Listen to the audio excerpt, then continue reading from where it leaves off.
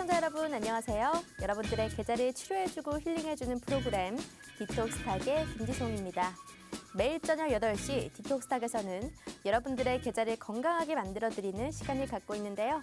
오늘은 따사로운 햇살 같은 증시 카페 시간입니다. 자, 오늘 지금으로도 실시간 소통을 하실 수 있는 방법부터 간단하게 알려드리도록 할 텐데요. 바로 오른쪽 화면 하단에 QR코드가 떠 있습니다. 휴대폰에 기본 카메라 어플 켜주시고 여기 갖다 대기만 한다면 오늘 여러분들의 고민을 해결해줄 전문가님의 노란톡방 안으로 입장이 가능합니다. 실시간 소통을 원하신다면 여기로 바로 입장을 해주시면 될 것 같고요.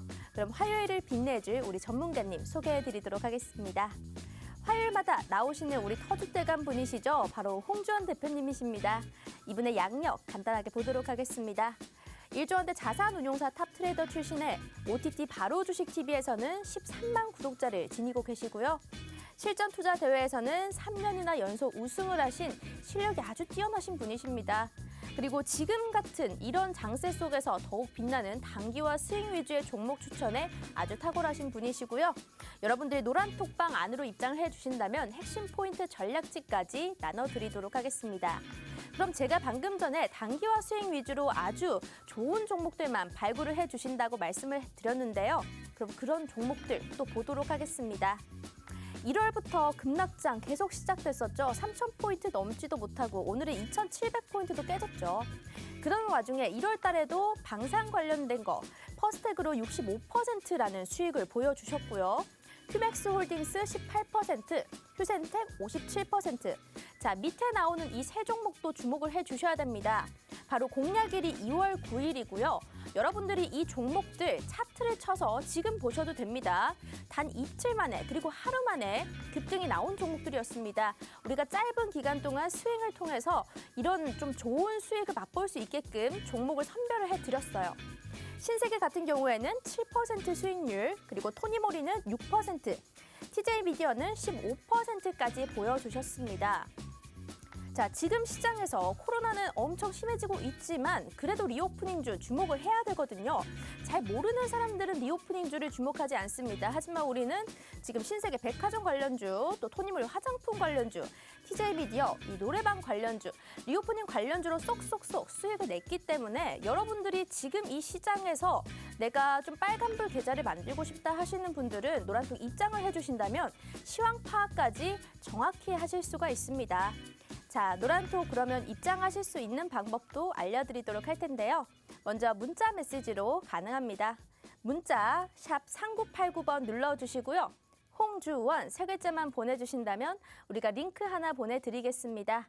거기 링크 누르기만 하신다면요. 바로 노란톡 입장하실 수 있는 링크가 뜨니까 거기로 바로 입장을 해주시면 될 것 같고 우리가 건당 100원의 유료 문자입니다. 하지만 100원이 좀 아깝다 하시는 분들은 QR코드도 가능합니다. 자, 여기 네모난 QR코드가 준비되어 있는데요. 스마트폰에 카메라 어플 켜주시고 여기 바로 갖다 대기만 하면 들어오실 수가 있습니다. 우리가 방송이 진행되는 50분 동안 한정해서 노란톡 입장을 받고 있기 때문에 방송이 끝나고 들어오고 싶어요 이러시는 분들 안 됩니다. 지금 바로 들어오셔야 됩니다.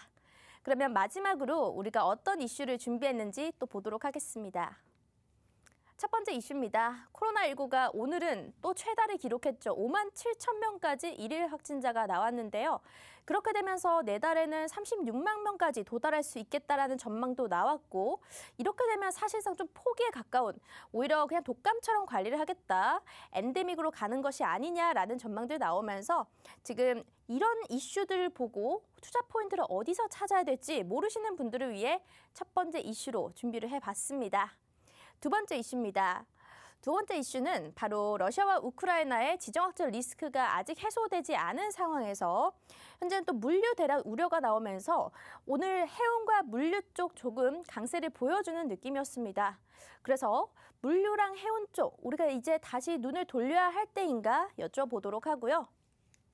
지금도 이제 두 번째 이슈도 준비되어 있고 마지막에는 우리 또 이제 지정학적 리스크에 관한 자세한 강의까지 준비가 되어 있으니까요. 지금 계속 본방 사수해 주시고 대표님 바로 만나보도록 할게요.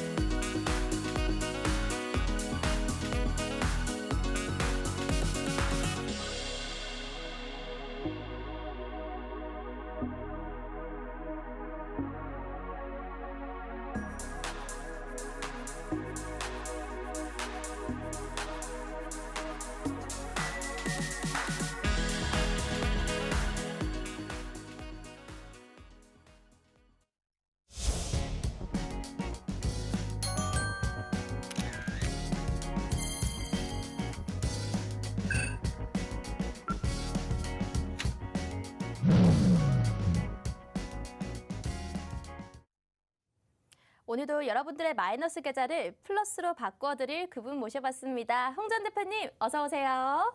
안녕하세요. 반갑습니다. 또 한 주 만에 찾아뵙는데요. 이번 주는 수익도 좋고 또 대표님 얼굴도 좀 더 활짝 피신 것 같아요. 아, 그렇습니까? 네, 시청자분들께 인사 부탁드릴게요. 네, 시청자 여러분 또 한 주 만에 뵙겠습니다. 네, 또 한 주 만에 뵙는데 한 주 동안 또 굉장히 좀 시장이 스펙타클했죠. 네, 계속 쭉쭉 빠지고 있습니다. 좋은 소식을 들고 와야 되는데 시장이 빠질 때 와서 우리 시청자분들한테 또 이렇게 기분이 안 좋을 때 찾아뵙게 돼서 송구스럽습니다. 그래도 이제 제가 이렇게 또 안 좋을 때 찾아와야 제 빛이 또 나지 않겠습니까? 네. 저는 항상 안 좋을 때 빛을 발하는 사람이다 보니까 네. 좋을 땐 더 빛나고요. 그래서 아무튼 이런 시장 속에서도 충분히 수익을 챙길 수 있고 그리고 이런 시장 속에서도 손절을 안 해도 될 수 있는 다양한 방법들을 오늘 좀 풀어드리도록 하겠습니다. 손절을 안 해도 되는 방법 굉장히 솔깃합니다. 정말 요즘 시장 너무 재미가 없거든요. 저도 아침마다 HTS를 딱 켜고 있는데 투자할 거리도 보이지 않고 내 계좌 종목은 계속 흘러내리고 정말 고민이 참 많아요. 우리 시청자분들도 공감을 하실 겁니다. 그런데 이 와중에 수익률 표를 봤더니 또 리오프닝주 딱 3개 정도로 아주 수익률 쏠쏠하게 먹고 나왔어요. 네. 우리가 지금 신세계 7%, 토니모리 6%, TJ미디어 15%, 요 3개 종목 공략일이 전부 다 2월 9일이거든요. 제가 그래서 미리 차트를 좀 봤습니다. 네. 단 하루 이틀 만에 바로 급등 나와주면서 한 30% 정도 수익이 나와줬더라고요. 맞습니다. 이 종목 2월 9일에 우르르 들어간 이유도 좀 궁금하고요. 그 네. 당시에 솔직히 코로나 확진자가 5만 명을 달성할 때라서 시장에서 개인분들은 불안에 휩싸인 그런 시장이었거든요. 그쵸, 그쵸. 네. 그런데도 오프닝주 바로 들어가셨어요. 제가 아마 유일할 겁니다. 네. 전문가들 중에 확진자가 늘어나니까 리오프닝주 가야 된다라는 말을 했던 거는 네. 제가 아마 최초일 겁니다. 오, 유일할 겁니다. 네. 제가 그때 이제 이렇게 이야기를 드렸었죠. 어차피 확진자 수는 이제 더 이상 잡을 수가 없다. 이제 오미크론 같은 경우는 풍토병 정도의 수준으로 감염력이 굉장히 높기 때문에 이거는 더 이상 이제 뭐 거리두기라는 카드로 잡을 수 있는 수준이 아니다. 그러면 정부가 어떻게 하겠냐. 앞으로 4인에서 6인, 6인에서 8인까지 늘려갈 가능성이 있는데 이거는 결국은 오미크론이라는 바이러스를 받아들일 것이라는 어떠한 그 입장 아니냐. 그거를 대변해주는 정책 아니겠냐. 그러니까 지금 당장에 이런 진단키트주들 그리고 이런 백신주들을 볼 게 아니라 네. 리오프닝주를 지금 봐야 된다라고 제가 그때 이야기를 드렸었어요. 맞아요. 자, 그런데 시청자분들 혹시 기억나시나요? 그때 제가 이 이야기를 한 지 불과 한 주 만에 네. 오늘 발표가 나왔어요. 거리두기 8인으로 늘리겠다라는.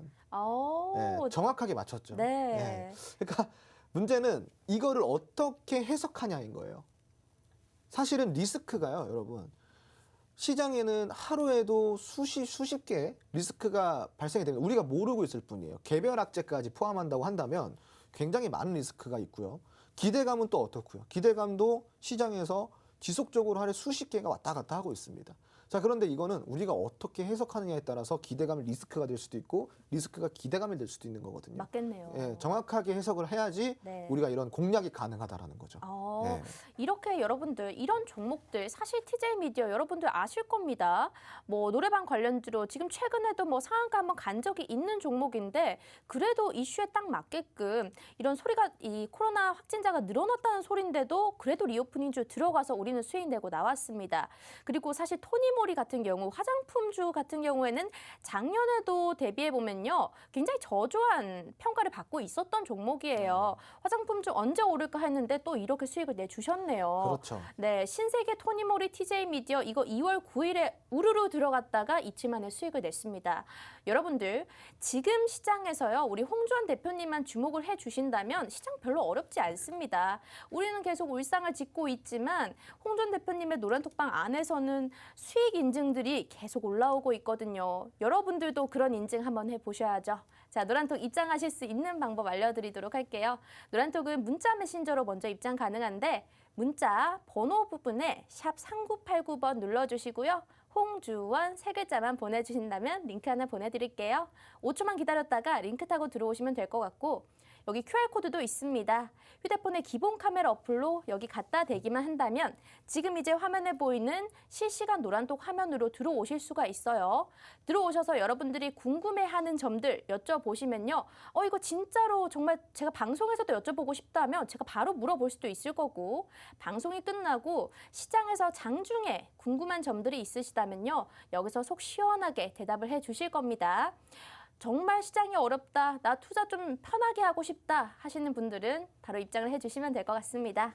그럼 오늘 시장 관전평 살짝 들어보도록 할게요. 국내 증시는 인플레 불안과 더불어서 아직 지정학적 리스크 해소되지 않는 상황에서 하락세를 걷고 있습니다. 코스피는 사흘째 내리면서 2,700포인트도 깨진 상황인데요. 2월 중반 이후부터는 통화 정책에 대한 부담이 조금 더 커지면서 하방 압력이 더 가중될 것이라는 전망이 있습니다. 우리 홍 대표님은 시장 어떻게 보셨을까요? 네, 저는 이제 사실은 시장이 조정이 들어오는 순간부터 코스닥 시장은 쌍바닥 찍겠구나 이런 생각을 했었는데 네. 여실히 좀 쌍바닥을 찍어주더라고요. 근데 이제 지금은 아직까지는 하락세를 유지를 하고 있잖아요. 근데 제가 지금 판단했을 때는 코스피 시장은 조금 더 빠질 부분이 좀 남아있다 이렇게 판단을 하고 있어요. 반면에 코스닥 시장 같은 경우는 내일 시장부터 다소 좀 저점을 형성해 나갈 가능성이 있고요. 오늘 시장을 좀 자세히 들여다보면은 수급을 보시면 알 것 같아요. 오전 중에 개인들이 1,000억 이상, 1,500억 가까이 순매수를 보였습니다. 네. 근데 마감에서는 순매도로 전환이 됐죠. 그리고 반면에 외인이랑 기관인 순매수로 전환이 됐습니다. 그런데 그 수치를 보면은 굉장히 애매해요. 네. 그러니까 그 말은 무엇이냐? 오늘 하루 종일 코스닥 시장에서는 개인들이 굉장히 많이 휘둘렸던 시장이었다는 거죠. 네, 그러니까 문제는 뭐냐?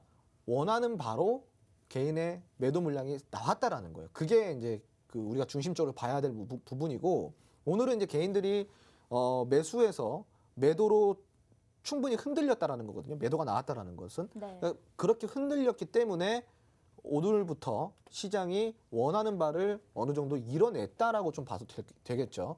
그러니까 정확히 이야기를 하자면 내일부터 조금 더 겁을 줄 수는 있어요.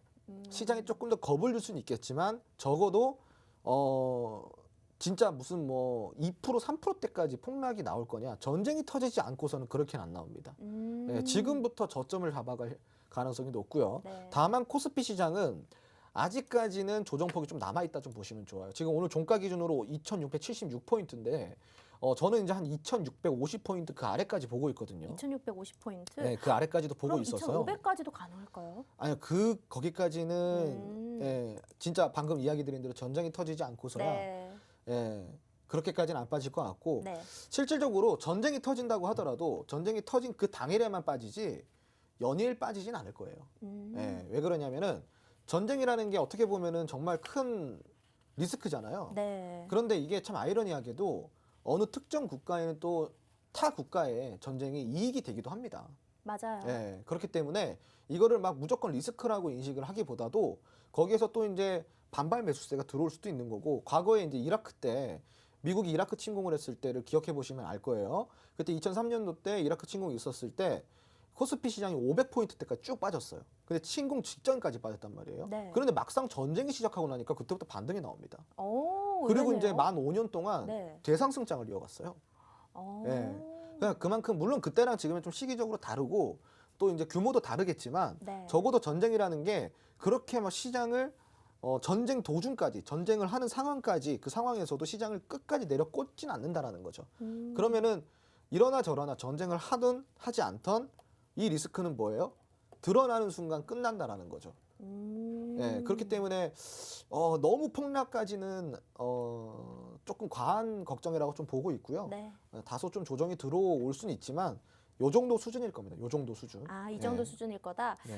그리고 제가 좀 잠깐 들었는데 이 러시아와 우크라이나 사태에 대해서 우리 시장이 왜 이렇게 영향을 받는 거야? 남의 나라 이야기 아니야? 이러시는 분들도 있는데요. 정말 시장에서 중요한 이야기입니다. 그런데 여러분들 오늘은 계속 본방사수를 해주셔야 되는 이유 중에 하나는 우리 홍 대표님께서 정말 빠삭하게 잘 짚어주실 거기 때문에 뒤에 좀 말로써 길게 설명을 해주신다고 해요. 방송 후반부에 이 이야기들 중점적으로 할 예정이니까 만약에 이슈에 대해서 잘 모르셨다 하시는 분들은 계속적으로 본방사수 해주시길 바라겠습니다. 자, 시장 관전평 간단하게 들어봤으니까요. 그럼 이슈 포인트 첫 번째로 넘어가 보도록 하겠습니다. 오늘 코로나19 신규 확진자가 5만 7천 명을 넘어섰습니다. 정말 날이 갈수록 최다 확진자로 넘어가고 있는데요. 증가세는 늘어난 추세지만 독감처럼 관리가 가능한 엔데믹, 즉 풍토병이 되지 않을까 하는 전망이 많습니다. 이런 이슈를 보면서 우리는 과연 어디서 투자 포인트를 찾아야 하는가? 사실 아까 첫 번째 얘기할 때 우리가 리오프닝주 살짝 언급을 하면서 얘기가 나왔던 부분이지만요. 조금 더 투자 포인트를 찾아보고 싶거든요. 이렇게 된다면 코로나 주들은 이제 아예 보지 말아야 되는 건지 그런 것도 궁금해요. 진단 키트는 한두 번 정도는 더 네. 반등이 나올 수 있는 상황이긴 해요. 네, 근데 이제 극히 일부 종목에서만 네. 한두 번 정도 이제 추가 반등이 나오겠죠. 네. 그게 거의 마지막이지 않을까 싶어요. 마지막 불꽃처럼. 그 치료제도 마찬가지로 뭐 한두 번 정도, 네. 뭐 현대바이오나 이런 종목들이 한두 번 정도 움직임을 줄 수는 있겠지만 네. 그게 마지막일 겁니다. 그러면 네. 우리가 리오프닝주 하면 사실 저번에도 얘기를 해주셨던 것 같아요. 리오프닝 테마라고 하면 업종별로도 너무 다양하잖아요. 그렇죠. 이 와중에 이 테마들, 이 업종들 전부 다 가는 걸까요? 그건 또 아닐 수도 있잖아요. 돌아가면서 가죠. 돌아가면서. 네, 그걸 네. 이제 순환매라고 표현하죠. 음. 순환이 돌아가면서 이제 매매가 된다라는 거예요. 그러면 네. 최근 그냥 좀 가장 빨리 순환매가 돌 것 같은 업종은 어떤 게 있을까요? 제가 그래서 TJ 미디어를 그때 찝어드렸던 거예요. 네, 맞아요. 네, TJ 미디어 바로 하지만 튀어 우리는 올라갔죠. 수익 실현 이미 했으니까 그쵸. 다음번에 또 얼마나 그런 업종을 찾아보고 싶거든요. 저는 아직까지도 화장품주는 가장 빠른 순환매 중에 한 테마가 아닐까. 아직까지도 유효하다고 저는 생각을 하고 있고. 네. 그리고 제가 생각했던 만큼 안 올랐어요. 물론 수익 실현 수익이지만 네. 수익을 냈지만 그 정도를 보고 들어간 게 아니거든요. 맞아요. 더 크게 봤기 때문에 아직까지도 이 화장품주들은 굉장한 큰 모멘텀이 남아 있다 이렇게 보시면 좋을 것 같고 빠른 순환을 좀 기대해봐도 좋을 것 같아요, 시청자분들. 네. 자, 그리고 두 번째로 제가 그때 토니모리를 방송 중에 이제 공개 추천주로 드렸지만 네.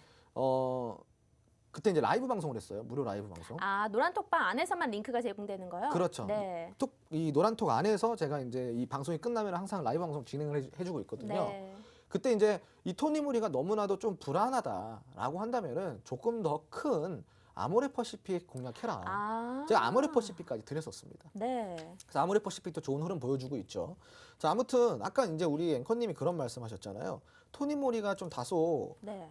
많이 하향 조정됐지 않냐, 그렇죠. 기대감이 많이 떨어져 있지 않냐, 뭐 실적 부분도 그렇고 음. 다양한 부분들이 있는데 우리 시청자분들이 아셔야 되는 게 있어요. 실적이 주가를 대변해주지 못합니다. 네. 자, 사실 이 펀더멘탈이라는 게요. 앞서갈 수도 있고요. 주가를 앞서갈 수도 있고 주가 뒤에 한참 처져 있을 수도 있어요. 근데 그게 어느 순간 만나는 거거든요. 그러니까 이제 문제는 그런 거예요. 이런 펀더멘탈이 무조건적으로 주가의 당장 현재의 주가를 보장해주지 못한다는 거죠. 그렇기 때문에 더 중요한 것. 이게 어떻게 보면은 참 그래요. 사실은 펀더멘탈이 굉장히 중요해야 되는 게 맞는데 네. 대규모 개방 경제 국가인 미국에서조차도 그 펀더멘탈을 따라가지 못하거나 앞서고 있는 종목들이 수두룩합니다. 그 이야기는 뭐냐? 투자라는 이 본질 자체가요. 사람이 하는 거다 보니까 이 사람의 심리에 의해서 결정되는 부분이 많다라는 거죠. 네. 그래서 지금은 그런 심리가 동반이 될 수 있는 종목들을 좀 따라다녀야 그런 급등주나 폭등주 같은 것들을 먹을 수 있는 거죠. 사실 뭐 맞는 것 같아요. 그 미국 주식 뭐 이런 거 보면 테슬라 같은 경우에도 거품이다 이런 논란이 있어도 쭉쭉쭉 올라갔었잖아요. 바로 그런 부분이에요. 네, 아무리 뭐 펀더멘탈이 좀 안 따라준다 하더라도 미래 성장주로서도 또 괜찮은 종목이 있을 수 있는 거고. 그렇죠. 네, 그런 걸 보고 여러분들이 들어가셔야 됩니다. 자, 성장주나 가치주나 어떤 걸 투자할지 모르시겠다면요. 우리 홍 전 대표님께서 이 방송 중에 다 하지 못한 이야기는 노란톡방 안에서 또 무료 라이브 방송 링크를 드리고 있습니다. 방송 시간이 50분밖에 되지 않다 보니까요. 시간이 너무 부족해요. 그래서 여러분들이 좀 더 궁금해하는 점들을 이 라이브 방송을 통해서도 따로 알려주시고 있습니다. 그 와중에 종목에 대한 힌트도 나가고 그 종목을 어떻게 해야 되는지 전략까지 제시를 해드리고 있으니까요. 여러분들 이 방송도 계속 보시면서 노란톡방 함께 활용을 하시면 더욱 좋을 것 같습니다. 자, 이제 노란톡방 입장하실 수 있는 방법은요. 먼저 문자 메신저로 가능합니다. 문자 샵 3989번 눌러주시고요. 홍주원 세 글자만 보내주신다면 우리가 링크 보내드리도록 하겠습니다. QR코드도 가능하니까요. 나는 문자 100원 아깝다 하시는 분들은 QR코드 입장하시면 됩니다. 휴대폰에 카메라 어플 켜주시고 바로 여기 네모난 거 갖다 대기만 한다면 웹페이지 뜨니까요. 들어오셔서 닉네임 설정하시고 입장을 해주시면 될 것 같습니다. 자, 그러면 우리가 이제 리오프닝과 또 코로나 관련주 앞으로 어떻게 될까 전망에 대해서 들어봤는데요. 두 번째 이슈입니다. 이것도 참 중요하죠. 아직 러시아와 우크라이나의 지정학적 리스크가 해소되지 않는 상황에서 관련주들은 시장에서 강세 흐름 보이고 있단 말이죠. 이제는 물류 대란 우려도 나오면서 해운 물류 쪽 테마도 주목을 받고 있습니다. 그 중에서도 오늘 같은 경우에는 HMM 창사 이래 최대 실적을 발표하면서 장중에는 11%까지 올랐다가 윗꼬리를 달긴 했습니다. 그러면 이제 우리가 해운 물류 쪽도 집중을 해봐야 될지 고민이 되는데요. 이전에 좀 에너지나 식료품 이런 관련주도 계속 집중을 받다가 오늘 이렇게 해운주들도 집중을 받는데 어떨까요? 좀 더 봐도 될까요? 글쎄요, 오늘 HMM에서 해답이 나왔지 않을까 싶습니다. 윗골이 밀린 게 해답일까요? 역대급 실적이잖아요. 네. 현대자동차의 실적을 따라잡았습니다. 네. 네, 현대차의 실적을 따라잡았다고요. 그걸 어떻게 좀 해석을 하면 좋을까요? 근데 이 모양 이 꼴로 주가가 안 올라갔다는 거죠. 네. 시장이 안 받쳐줘서 그런 아까 걸까요? 이야기의 복선이죠. 네. 펀더가 받쳐줬죠.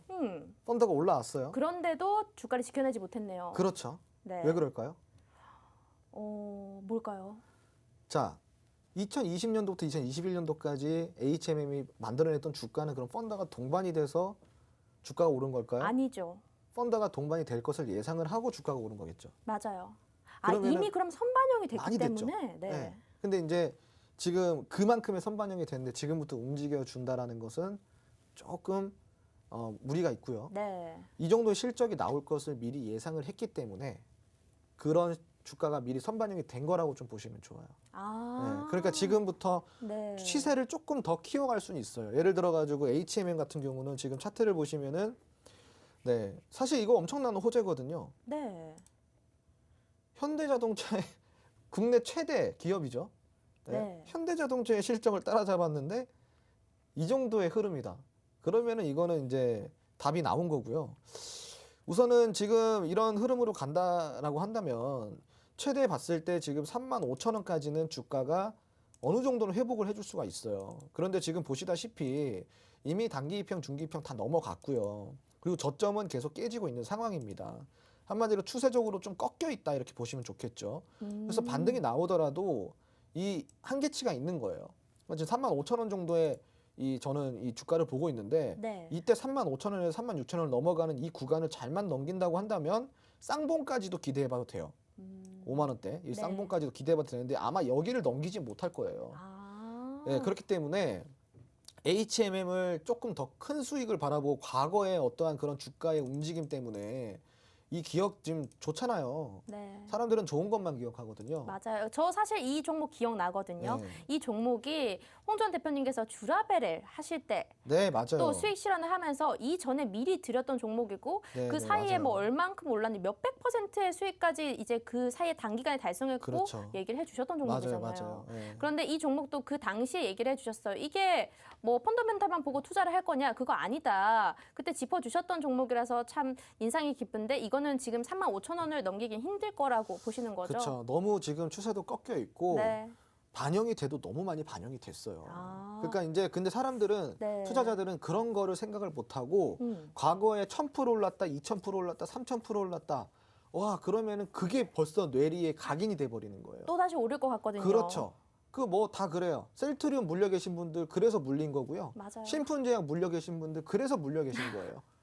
네. 그게 뇌리에 셀트리온이 주식 시장이 얼마나 핫했습니까? 다 보면 셀트리온이야. 맞아요. 지금 보면은 이게 이제 신풍으로 바뀌었어요. 네. 다 보면 신풍제약이야.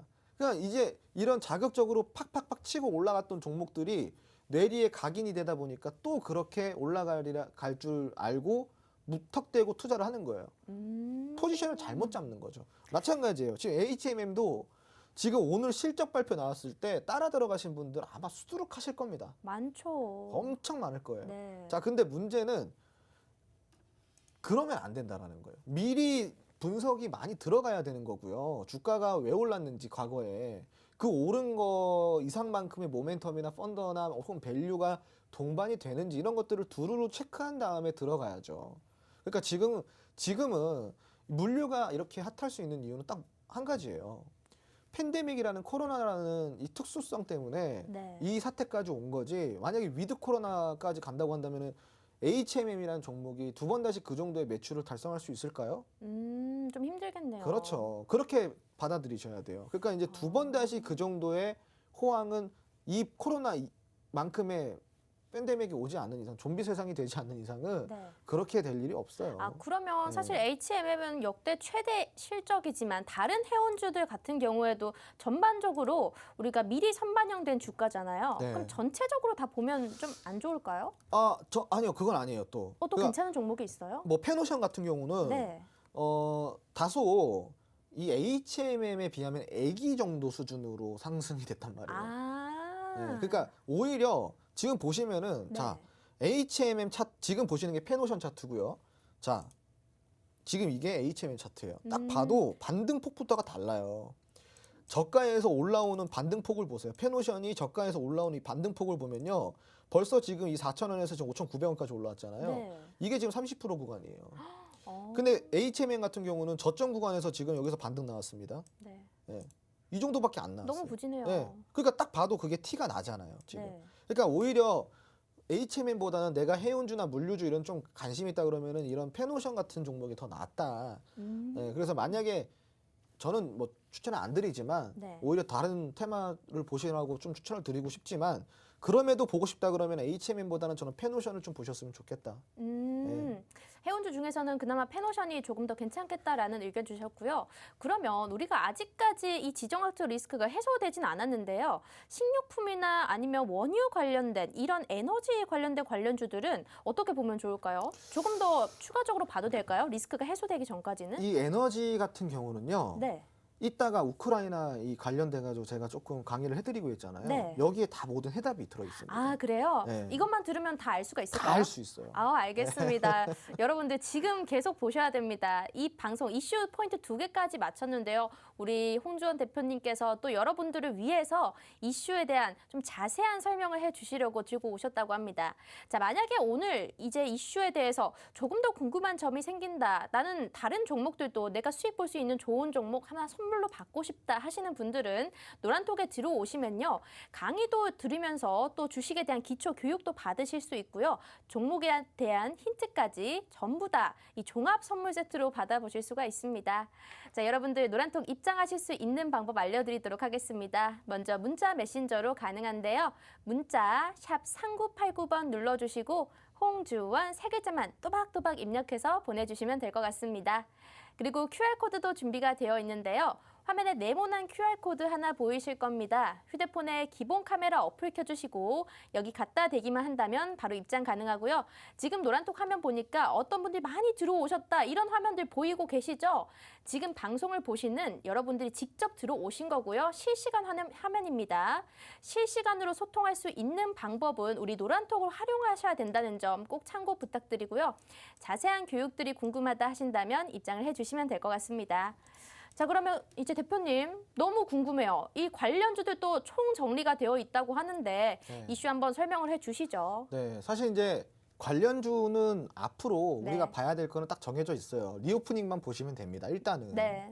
그 리오프닝 같은 경우는 제가 사실 오늘 그 리오프닝 관련주 로드맵 있잖아요. 네. 로드맵이 준비를 해놨었어요. 아, 정말요? 네. 그래서 이거는 근데 이 방송상에서 어차피 풀어드려도 캡처를 못해요. 왜냐하면 너무 빼곡하기 때문에 아, 잘 안 보이겠구나. 그렇죠. 잘 안 보여요. 네. 그래서 이거를 제가 노란통 메신저 들어오시는 분들에 한정해서 이 로드맵 관련도 제가 직접 다 정리한 겁니다. 근데 로드맵이 어떤 건지 잘 모르시는 분들이 계실 거예요. 이게 뭐 얼마 정도까지 좀 세세하게 정리가 된 거예요? 한마디로 네. 리오프닝에 관련된 모든 테마와 업종과 그리고 거기에 관련된 관련주들이 다 나열이 되어 있고 네. 그중에서 특별히 관심을 가져봐야 될 것들이 노란 줄이 쳐져 있어요. 어. 별표까지 쳐져 있습니다. 요것만 있으면 리오프닝주 고민거리 거죠. 없겠네요. 네, 끝난 거죠. 네. 그러면 이거는 노란톡방 안에서 따로 공개를 해주시겠다. 그렇죠. 들어오셔야지만 공개가 됩니다. 알겠습니다. 그러면 여러분들 지금 들으셨죠? 리오프닝 관련된 이 관련주로만 우리가 투자를 좀 보시면 급등이 나오기 굉장히 괜찮다라고 말씀을 해주셨는데 리오프닝 주들이 총 정리된 로드맵을 우리 노란톡방 안에 보여주시겠다고 합니다. 방송에서도 좀 이따 나갈 수 있습니다. 있습니다. 하지만 이 글씨가 너무 많기 때문에 여러분들이 눈이 아프게 이렇게 보셔야 돼요. 그러니까 힘들게 보시지 마시고 노란톡 들어오셔서 좀 크게 화면 보시고 좀 저장도 해보시고 그러면서 투자를 포인트를 찾으시면 될 것 같습니다. 그럼 이제 강의 한번 들어보도록 할게요. 네. 사실 이제 강의라고 해봤자 지금 네. 우크라이나 이 지정학적 리스크를 우리가 좀 해석을 해보자 네. 이러한 취지입니다. 그래서 이제 오늘 제가 우리 시청자분들께 사실은 좀 할 말이 많아요. 뭐냐면은 여러분들이 시장에서 이기려고 한다면은 시장의 원리를 알면 됩니다. 시장의 원리를 알고 시장을 이해하면은 시장에서 이길 수가 있어요. 자, 그러면은 그 시장의 원리가 무엇이냐? 상승을 불러오는 밸류는 무엇이고 하락을 불러오는 리스크가 무엇이냐? 이 두 개를 알면 돼요. 그러면은 우리가 그 다음에 또 봐야 될 것은 투심이 어디서 오고 어디로 가는지. 시장은 투심으로 움직인다라는 거예요. 그런 투심이 결국은 시장의 방향을 결정짓는다라는 거죠. 그럼 투심이 지금 떨어지는 이유는 뭐죠? 리스크 때문이잖아요. 네. 그럼 이 투심이 언제 살아날지를 알려고 한다면 어떻게 해야 되겠어요? 제대로 공부를 해야겠죠? 리스크를 해석하면 돼요. 리스크를? 네, 리스크를 주도 면밀하게 해석을 하면은 네. 투심이 언제 살아날 수 있는지 알 수 있는 거예요. 아. 우리 앵커님이 오늘 시청자분들의 대변인이 되는 겁니다. 네. 네, 같이 강의를 듣는 생각하고 중간에 모르는 게 있으면은 질문을 네, 하시면 바로바로 됩니다. 물어볼게요. 네. 네. 자, 우선은 지금 저는 이 우크라이나 사태를 저는 얼마 전에도 이 교육을 해드렸지만 가능성을 굉장히 낮게 보고 있어요. 어떤 가능성이냐? 러시아가 우크라이나를 침공할 가능성을 굉장히 낮게 보고 있다라는 거죠. 여러 가지 이유가 있어요. 우선 과거에 벨라루스라든가 크림반도 그리고 네. 뭐 그러한 이슈들과는 조금 다르게 봐야 돼요. 크림반도는 우크라이나 원래 자기 영토를 우크라이나 다시 뺏어온 거고요. 근데 우크라이나 같은 경우는 어떠한 지역이 아니라 국가예요. 전쟁을 하게 되면 국가와 국가 간의 전쟁이라는 거죠. 근데 지금은 사실상 러시아의 경제 상황이 그렇게 좋은 상황이 아닙니다. 굉장히 열악한 상황인데 전쟁이라는 게 굉장히 큰 돈이 들어가요. 과거의 사례를 보자면 미국이 패권 도시 국가잖아요. 패권 국가인데 미국이 이 패권을 유지를 하면서 가장 힘들었던 시기가 있었어요. 언제일까요? 언제? 전쟁을 했던 시기예요. 아. 베트남전의 전쟁이 시작이 됐을 때 미국이 정말로 크게 힘들었던 적이 있었습니다. 네.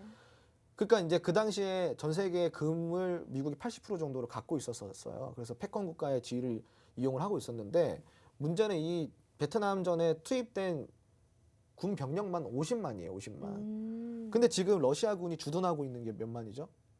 30만이에요. 30만. 30만. 근데 이 어마어마하네요. 군사 훈련을 지금 약 한 2주 가까이 네. 진행하고 있죠. 네. 이 비용이 어마어마한 거예요. 오. 이 훈련 비용이 어마어마한 겁니다. 네. 그럼 러시아가 잘 사는 나라냐? 과거에 미국처럼 패권 국가이기래요? 아니면 경제 강대국이래요? 맞아요. 그렇지가 않잖아요. 네, 딱히 그러니까 없죠. 이 비용 자체가 러시아한테는 굉장히 큰 리스크인 거예요. 네. 자, 과거에 미국이 베트남전을 통해서 득보다 실이 훨씬 많았습니다. 우선은 이 정도로 그렇게 패권 국가였고 경제 강대국이었던 미국조차도 이 전쟁 한 번으로 나라가 휘청였단 말이에요. 그러니까 러시아는 어떻게 했냐 이거예요. 정말로 여기서 전쟁까지 한다? 그럼 러시아는 이거를 감당할 수 있는 수준의 경제력을 갖추고 있지 않아요. 네. 만약에라도 어차피 뭐 핵 쏘고 전쟁하진 않을 거 아닙니까?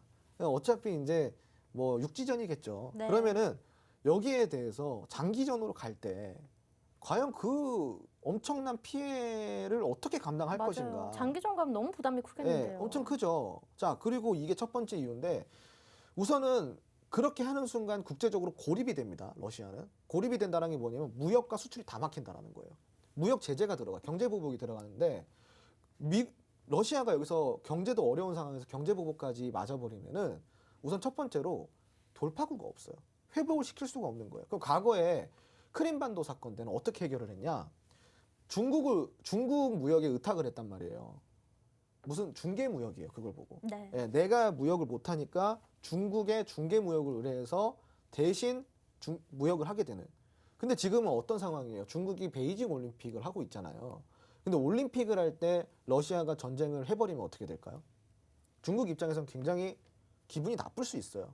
그럼 지금 러시아는 믿고 의지할 수 있는 곳이 지금 사실 실질적으로 중국밖에 없는데 네. 우방국인 중국의 심기를 건드려서 뭐가 좋냐 이겁니다. 그렇죠. 그렇지가 못하다라는 네. 거죠.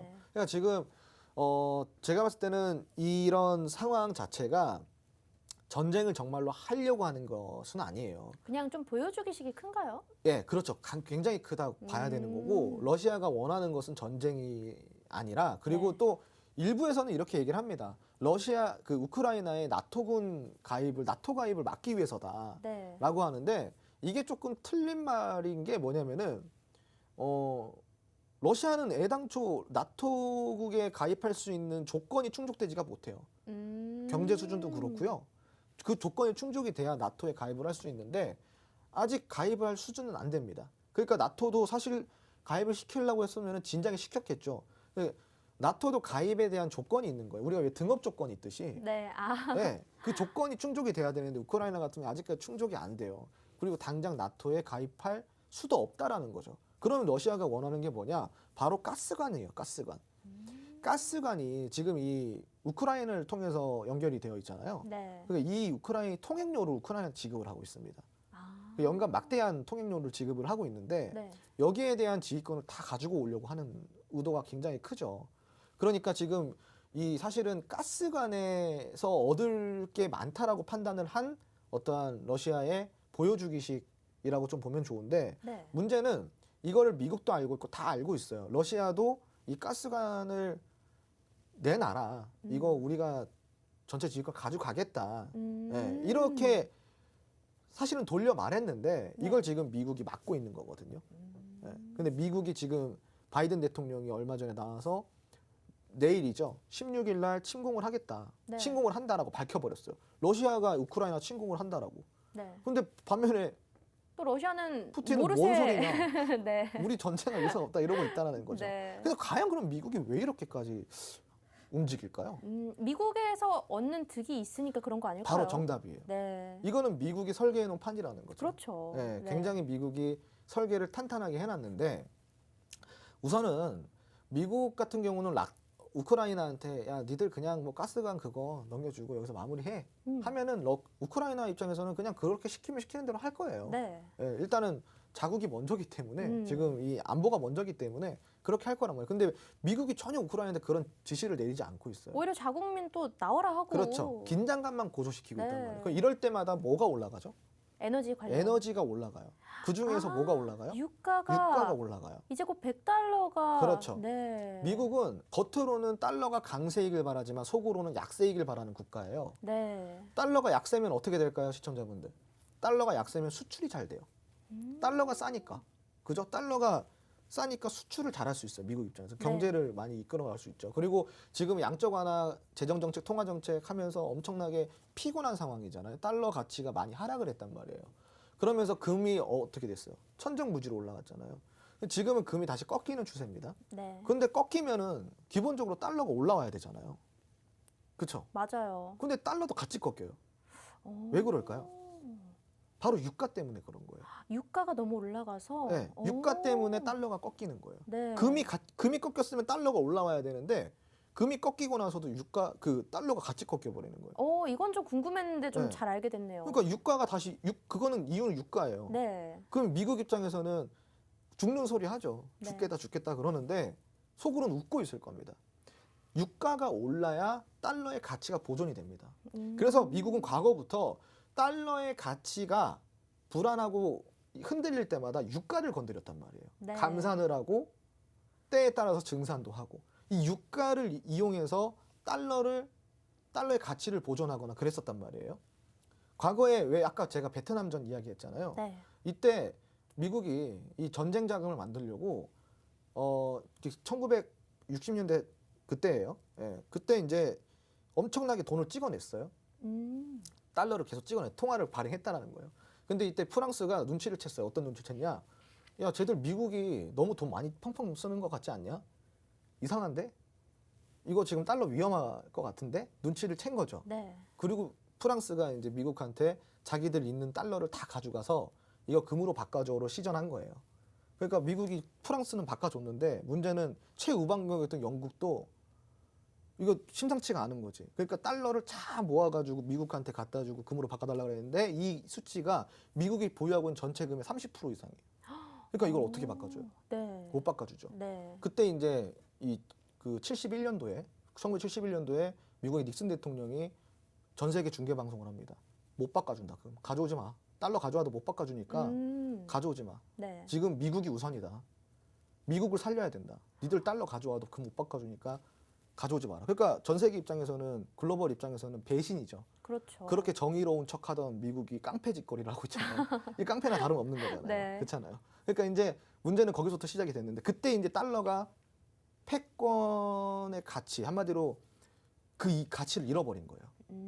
예, 그때는 완전히 쇼크였죠. 네. 그럼 이 달러의 가치를 다시 살리기 위해서 뭘 이용했을까요? 또 유가를 이용했나요? 맞아요. 사우디에 찾아가서 네. 내가 니들 뒤봐줄 테니까 달러 가지고 오면 이거 달러로 기름 좀 주라. 아. 예, 이렇게 된 거예요. 네. 그러니까 그 당시에는 온 세상이 지금은 전기로 돌아간다 그러면 그 당시에는 온 세상이 기름으로 돌아갔던 시대죠. 그만큼이나 기름은 금과 같은 동등한 위치였단 말이에요. 네. 근데 이 달러를 가져가니까 금과 같은 이 동등한 위치에 있는 기름을 바꿔준대요. 달러 가치가 얼마나 올라가겠어요. 네. 그 패권국 지위를 그렇게 지켜낸 거예요. 그러니까 지금도 마찬가지예요. 속으로는 달러가 너무 약해 하고 있지만 이게 좋은 게 달러를 위협하는 최대 위협은 뭐예요? 금이거든요. 네. 이 달러를 최대적으로 위협하는 금이 같이 떨어지면서 달러가 내려가고 달러의 가치를 보존시켜 줄 수 있는 원유는 올라가니까 미국 입장에서는 얼마나 좋은 상황이냐 이거예요. 그렇겠네요. 그죠? 네. 그러면은 생각이 지금 달러 싸니까 달러를 가져다가 기름으로 바꿔야겠다. 기름 빨리 사와야겠다. 그러면은 달러의 가치가 얼마나 높이 올라갈까요? 보존이 될까? 그러니까 지금은 오히려 이게 미국이 좀 원하는 그림을 그런 식으로 좀 그리고 있는 게 아닐까 네. 이렇게 생각이 되고 있고 그럼 결론은 아까 질문이 나왔잖아요. 에너지 관련된? 네, 에너지주들은 계속 봐야 될까요?라는 질문을 주셨잖아요. 맞아요. 그럼 이 내용을 보자면 지금 미국이 원하는 수준까지는 지금 그림이 그려졌잖아요. 네. 원유는 계속 배럴당 거의 $100 네, 거의 됐죠. 네. 그러니까 임계치에 도달했다라는 거예요. 그러니까 이 정도쯤 되면은 미국이 지금 원하는 바를 이루었다라고 봐도 돼요. 그러니까 이 정도 수준이 아마 $100를 조금 초과하더라도 급등까지는 안 나올 거예요. 그러니까 요 정도 수준에서 마무리를 할 가능성이 크죠. 네. 그러니까 차라리 이거를 장기적으로 끌고 가겠죠. 적어도 한 상반기까지는 이 정도의 유가를 좀 지켜내면서 달러의 가치를 보존시키려고 하겠죠. 그럼 여기서의 추가 급등은 우리가 안 봐도 되는 거죠. 그죠? 그리고 두 번째로 지정학적 리스크는 내일이 되면은 드러날 텐데 네. 사실은 제가 아까 이야기 드렸다시피 러시아 입장에서는 전쟁을 치를 수 없는 몇 가지 이유가 있어요. 근데 지금 그럼에도 불구하고 원래 이제 러시아가 조금 불건국이라 그래가지고 이 파이팅 있잖아요. 네. 그런 이미지가 강하죠. 네. 진짜 그런 앞뒤 생각 안 하고 파이팅만 있게 해서 진짜 정신 나간 사람처럼 푸틴이 정신이 나가가지고 야 밀어붙여라고 한다면 자국민 그 러시아 자국민들이 길거리에 내앉아 파산 나오고 도산 나오고 이렇게 그런 심각한 경제 위기를 겪을 수가 있다는 거거든요. 네. 그러면은 푸틴 입장에서는 굉장히 지지율이 하락이 하겠죠. 근데 푸틴은 장기 집권을 하려고 하는 사람이잖아요. 네. 그 여기에 자기 지위가 흔들릴 건데 과연 그런 것까지 리스크를 감수하면서 우크라이나는 전쟁을 할 것인가? 그렇진 않거든요. 지금 팬데믹 때문에 얼마나 물가가 많이 오르고 경제적으로 힘듭니까? 네. 이런 상황에 전쟁까지 나면은 이거는 진짜 욕먹기 딱 좋잖아요. 지지율 잃어버리기 딱 좋은 거예요. 실질적으로 지금 러시아 안에서도 전쟁하지 말라는 여론이 더 크다라고 합니다. 아. 예. 그러니까 이제 이거는 우리가 그냥 지나가는 바람 정도로 네. 이해를 하면 좋을 것 같고 그래서 오늘의 한 줄 평. 네. 예. 바람이 지나가면 빛이 뜬다라는 거죠. 맞아요. 네. 그럼 또 증시에서 반짝 햇살이 그렇죠. 비춰주겠네요. 그래서 아까 네. 언제부터 그럼 저점을 잡을까 반등이 나올까요? 질문하셨잖아요. 네. 그러면은 결론이 나온 거예요. 미국이 공표한 16일이라는 내일이라는 네. 러시아가 우크라이나를 침공하는 날짜. 이 날짜가 되면은 모든 게 드러날 것이고 그때부터는 어떻게 된다? 저점을 잡으면서 다시 상승이 나온다. 그 요번 상승은 굉장히 크게 상승이 나올 거예요. 그런데 그 요번 상승 중에서도 리오프닝 관련을 봐야 된다. 그렇죠. 그러면 지금 시간이 얼마 남지 않았으니까 우리 그 로드맵 리오프닝주가 정리된 로드맵 한번 볼 수가 있을까요? 그 로드맵이 뭐 화면에서 잘 안 보일 수도 있는데 우리가 로드맵을 잘 정리된 거 노란톡에 주시겠다고 했지만 화면에 한번 보여주시면 좀 더 좋을 것 같아요. 아, 여기 못 가져왔는데요? 아, 여긴 없어요? 아, 노란톡 안에만 따로 주시겠다는 그렇죠, 말씀이세요? 네, 아, 맞아요. 알겠습니다. 자, 여러분들 지금 로드맵 밑에 이벤트 하단으로 나가서 굉장히 궁금하신 분들이 계실 거예요. 우리 홍전 대표님께서 화면에 잘 안 보일까 봐 노란톡에 따로 올려주시겠다라고 말씀을 해주셨거든요. 오늘 들어오시는 분들은 리오프닝주가 지금 최근 순환매로 가장 빠르게 올라올 건데 그 중에서도 급등이 나올 것 같은 종목들은 노란색으로 줄이 쳐져 있을 거고요. 이게 어떤 업종인지 왜 주목을 해야 되는지 잘 정리된 표를 여러분들께 드릴 겁니다. 방금 전에 이 지정학적 리스크에 대한 이야기를 시장과 더불어서 미국과의 연관성과 해서 잘 설명을 해주셨죠. 여러분들이 모르는 이런 시황 파악 쏙쏙히 여러분들이 궁금해하는 모든 것들을 알려주실 수 있는 분이십니다. 자, 노란톡 들어오시면 이런 교육과 더불어서 종목까지 다 받아보실 수 있는데요. 입장하실 수 있는 마지막 기회 드리도록 하겠습니다. 시간이 얼마 남지 않아서요. 자, 노란톡 입장하실 수 있는 방법 먼저 문자 메신저로 가능합니다. 문자 샵 3989번 눌러주시고요. 홍주원 3글자만 보내주신다면 링크 보내드리도록 하겠습니다. 그리고 오른쪽 하단에 네모난 QR코드가 떠 있는데요. 휴대폰에 기본 카메라 어플 켜주시고 여기 QR코드를 갖다 대기만 한다면 지금 바로 입장 가능합니다. 어느덧 1000명이 또 넘어버렸네요. 1004를 넘어서 1005까지 도달했습니다. 방송 시간 2분 30초 남았고요. 우리 2분 30초 안에 들어오신 분들은 이 방송 끝나고 또 여기서 다 못다한 이야기들 라이브 방송 링크도 따로 노란톡 안에 올려드릴게요. 그 방송 통해서 시장에 대해서 쏙쏙히 이해하시는 시간을 가지시면 될 것 같습니다. 자, 시간이 이제 거의 다 됐어요. 마지막 한마디 한번 들어보도록 할까요? 네, 오늘 이제 방송 종료가 되면요. 네. 제가 이제 귀가를 해서 라이브 방송을 진행을 합니다. 누구나 다 들으실 수 있고요. 노란통 메신저 들어오신 분들에 한해서 진행이 되고 있고 오늘 방송 주제는 위드 코로나 관련주 공략 방법 그리고 싸이월드 관련주가 오늘 굉장히 좋았죠. 네. 네, 이제 이 싸이월드 궁금하신 분들 많을 거예요. 이 추가적으로 공략할 종목이 남아 있는지 공략도 점검해 볼 거고요. 마지막 세 번째로는 원자재가 지금 많이 올라가고 있습니다. 원자재 공략주 지금 들어가도 늦지 않았는지 지금 들어가도 되는지 이 부분을 제가 오늘 또 추가적으로 교육을 해드릴 거고요. 그리고 제가 오늘 준비한 선물이 있습니다. 자, 이제부터 금융주 시즌입니다. 금융주를 지금 담아야 되는데 아직까지도 내 포트에 금융주가 없다. 근데 금융주가 너무 재미가 없어서 좀 담기 그렇다. 자, 재미있는 금융주들입니다. 지금 담아놓으면은 1, 20% 그냥 먹고 들어가는 그런 이제 종목으로 제가 준비를 해놨고요. 오늘 들어오시는 분들에 한정해서 제가 이제 선물을 드릴 테니까 금융주까지도 안정적으로 올라갈 수 있는 확정 수익 챙겨갈 수 있는 그런 공략주 받고 싶으신 분들은 지금 들어와 주시기 바랍니다. 확정 수익이라고 말씀하시기 쉽지 않은데요. 예전에 생각나요. 이렇게 확신을 주신 종목은요. 정말 무조건 올라갔었습니다. 여러분들 이 홍주원 대표님 수익률로도 1등을 하신 분이시기 때문에요. 믿고 들어오셔도 됩니다. 오늘은 금융주인데 좀 재미있는 급등이 나올 수 있는 금융주 선물을 준비해 주셨다고 하네요. 그런 선물은 바로 여기 노란톡에서 마지막으로 드리도록 할 거고요. 자, 오늘 디톡스탁 저희 준비된 내용은 여기까지일 것 같습니다. 저희 다음 시간에 또 찾아뵙도록 할게요. 시청해주신 여러분 고맙습니다.